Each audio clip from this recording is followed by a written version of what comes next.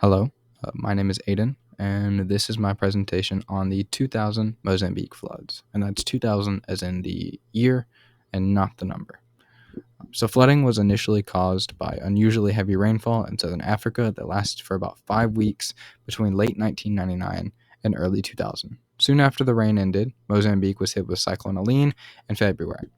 The intense rainfall from the storm caused massive flooding in the nearby rivers, while intense winds destroyed structures and farmland. The flooding event was not really seasonal or recurring, instead, just a series of unfortunate and major storms that steamrolled through southern Africa at the turn of the century. These floods were the worst floods that the region had seen in over 50 years. The flooding extended over a majority of the country, with the largest river seen here, the Limpopo River, swelling to 15 kilometers wide and 11 meters higher than its average. The town of Xai became completely isolated from rescue efforts due to the flooding, while other areas like the nation's capital were partially flooded and sustained severe damages. Deforestation and the clearing of areas to create farmland may have increased the area's susceptibility to flooding. However, there's not really a lot of data on this. It's kind of a recurring theme that nobody knew what was going on.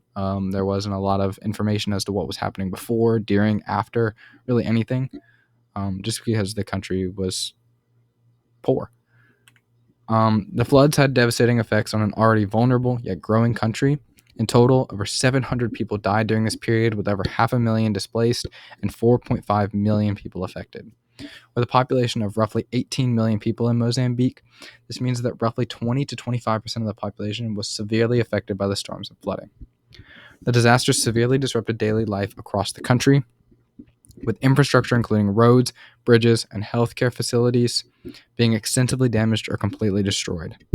Agricultural losses were also massive for the country that relies on agriculture, with over 250,000 hectares of crops destroyed and 40,000 cattle lost, leading to food shortages and economic hardship for the various farming communities within the country.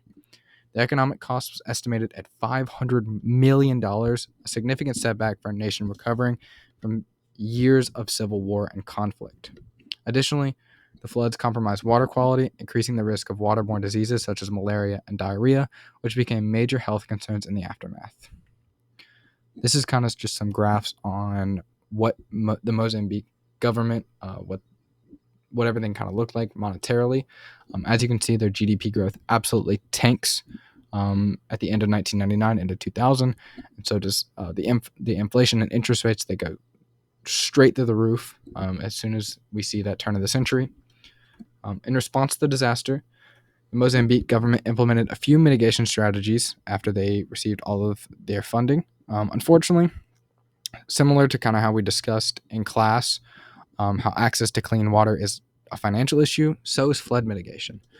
International support did flood in from Mozambique as well, but the nation's government has still to this day, has still not been able to implement all of the long-term flood mitigation strategies they were hoping to do due to financial constraints. So they're still very susceptible to another major flood. Most of the flood mitigation was actually placed on the nation's communities, which have since been encouraged to adopt new agricultural and building practices to help in case there were another flood instead of just stopping the flooding in the first place. As of today, Mozambique is still at risk for another major flooding disaster, but it would be much better prepared to deal with the aftermath and to mitigate damages in general. And here are some of my photo credits. Thank you.